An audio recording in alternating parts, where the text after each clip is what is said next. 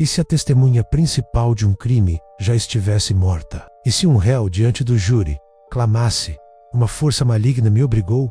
O que acontece quando o paranormal invade o tribunal? Hoje, vamos explorar casos onde a justiça foi forçada a encarar o inexplicável. 3 histórias reais onde a linha entre o fato e a lenda urbana desapareceu. Chicago, 1977.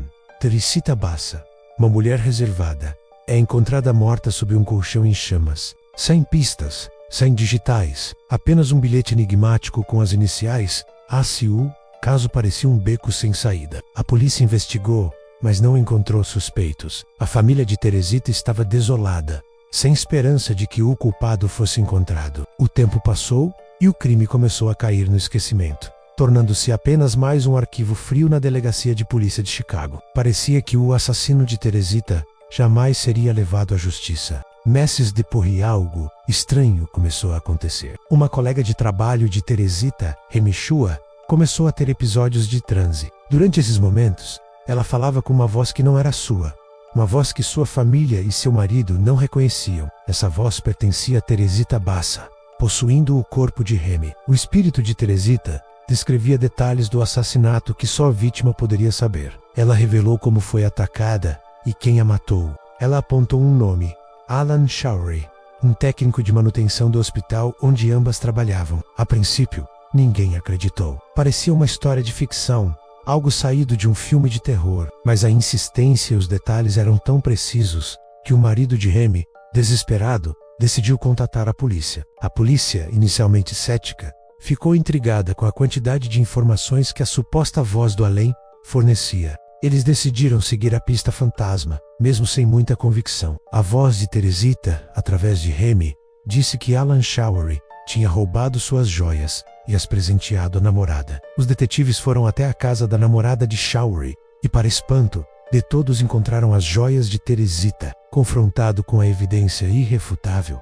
Alan Showery confessou o crime em detalhes. A justiça foi feita, mas de uma forma que ninguém poderia prever, guiada pelo além. O caso de Teresita Bassa se tornou um dos mais famosos exemplos de como o inexplicável pode, às vezes, servir à justiça. Agora, vamos para Connecticut. Em 1981, Arne Cheyenne Johnson mata seu senhorio, Alan Bono, durante uma discussão acalorada. Um crime que, à primeira vista, parecia passional, um ato de fúria. Mas esta não era uma história comum, especialmente porque os famosos investigadores paranormais, Ed e Lorraine Warren, já estavam envolvidos com a família de Arne muito antes do assassinato. A história que eles contaram ao mundo transformaria este caso em um dos julgamentos mais bizarros da história americana. A saga começou meses antes do crime. O irmão mais novo da noiva de Arne, David Glatzel, de apenas 11 anos, começou a exibir um comportamento aterrorizante. Ele dizia ver um homem velho com olhos negros que o ameaçava. Logo, o menino passou a ter convulsões violentas, falava em línguas estranhas e mostrava uma força sobre-humana. A família, desesperada, chamou a igreja e, eventualmente, os Warren. Eles concluíram que David estava possuído por múltiplas entidades demoníacas e realizaram vários exorcismos. Durante um desses rituais, Arne Johnson, presente no local, teria desafiado um dos demônios, gritando para que deixasse o garoto em paz e o levasse em seu lugar. Segundo os Warren, a entidade aceitou a oferta. Semanas depois, Arne Johnson, que nunca havia sido violento, cometeu o assassinato. No tribunal, a defesa de Arne tentou algo inédito na história jurídica dos Estados Unidos: alegar possessão demoníaca. O advogado argumentou que Arne não era responsável por seus atos, pois estava sob o controle de uma força maligna. O caso ficou conhecido como "O Diabo me obrigou a fazer". No entanto, o juiz foi categórico e recusou a defesa. Ele declarou que tal argumento era impossível de provar cientificamente e não tinha lugar em um tribunal. A lei lida com fatos, com ciência, não com o inferno. Sem poder usar sua principal linha de defesa, Arne Johnson foi condenado por homicídio culposo e cumpriu 5 anos de prisão. Mas o mistério permanece vivo até hoje. Teria sido apenas uma desculpa elaborada ou algo verdadeiramente sinistro aconteceu naquele dia? Nossa última parada é na Londres vitoriana. Em 1803, o pânico domina as ruas enevoadas do bairro de Hammersmith. Relatos de um fantasma aterrorizante se espalham como fogo. A aparição era descrita como uma figura alta, toda branca, que surgia da escuridão para atacar os moradores. Alguns diziam que ela tinha olhos de vidro e uma boca enorme. A histeria coletiva cresceu a ponto de, supostamente, o fantasma ter matado de susto uma mulher grávida e um idoso. Com medo tomando conta, os homens do bairro decidiram agir por conta própria. Patrulhas de cidadãos armados começaram a percorrer as ruas escuras à noite, determinados a caçar o espectro. Em uma noite fatídica, um oficial da alfândega chamado Francis Smith estava em uma dessas patrulhas. Ele ouviu um barulho e viu uma figura branca se aproximando na escuridão. Acreditando ser o fantasma, ele gritou: "Quem vai lá? Se não responder, atiro."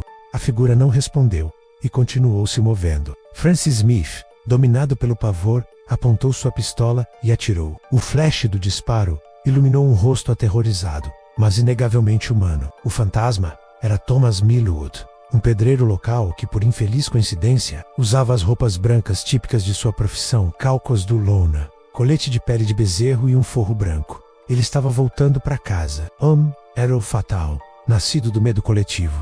Francis Smith foi a julgamento por assassinato. Sua defesa argumentou que ele agiu por medo, acreditando genuinamente estar enfrentando uma ameaça sobrenatural que aterrorizava toda a comunidade. No entanto, o tribunal não aceitou o medo do sobrenatural como desculpa. A lei era clara: atirar em alguém, fantasma ou não, era crime. Smith foi condenado à morte. A pena, contudo, foi posteriormente reduzida para 1 ano de trabalhos forçados, graças a uma petição popular que reconhecia circunstâncias de pânico. O caso do fantasma de Hammersmith provou que a histeria e o pânico, gerados por lendas, podem ser muito mais letais e perigosos do que qualquer espírito. A lei foi feita para o mundo material, para o que podemos ver e provar. Mas esses casos nos mostram que, às vezes, a realidade é muito mais estranha e complexa. Eles nos forçam a questionar os limites da justiça e da nossa própria compreensão do mundo. Onde termina a nossa responsabilidade e começa o inexplicável? Qual desses casos mais te intrigou? Você acha que o sobrenatural deveria,